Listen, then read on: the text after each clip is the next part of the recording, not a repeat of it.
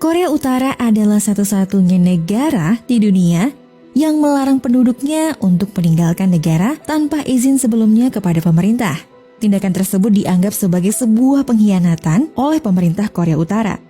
Dan jika seseorang terbukti melakukannya lalu tertangkap, maka ia akan mendapat hukuman penjara dalam waktu yang lama di sebuah kamp kerja paksa, atau bisa dijatuhi hukuman mati.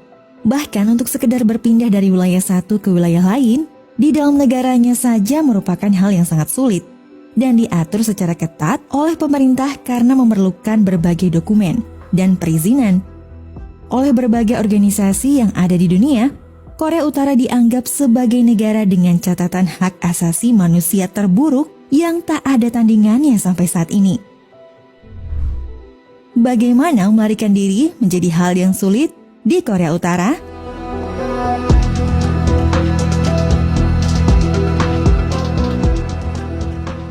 Semua laki-laki di negara ini dipaksa untuk mengabdi sebagai tentara selama 10 tahun. Tak ada kebebasan berpendapat dan satu-satunya media massa yang ada di sana dimiliki oleh pemerintah. Di tahun 2017, Amnesty International memperkirakan ada sekitar 200.000 tahanan politik yang ditahan di berbagai kamp yang ada di seluruh penjuru Korea Utara. Mereka sering dijadikan sebagai sasaran penyiksaan serta kerja paksa, bahkan seringkali dieksekusi secara tiba-tiba. Hal yang sama juga berlaku pada tahanan non-politik.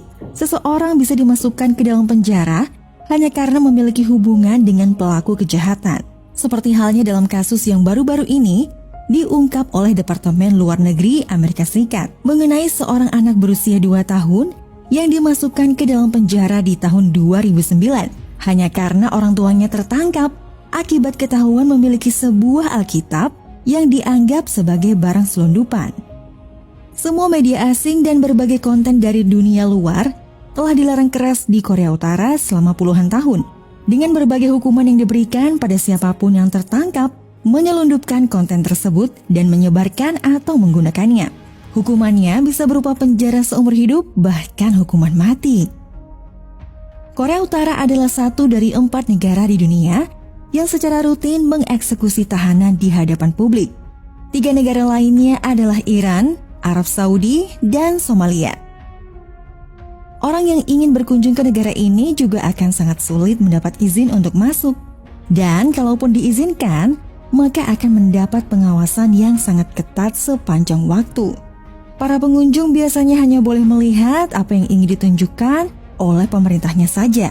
Terkadang orang asing yang berkunjung ke Korea Utara bisa terbunuh jika mereka tak mengikuti aturan yang telah ditetapkan oleh pemerintah.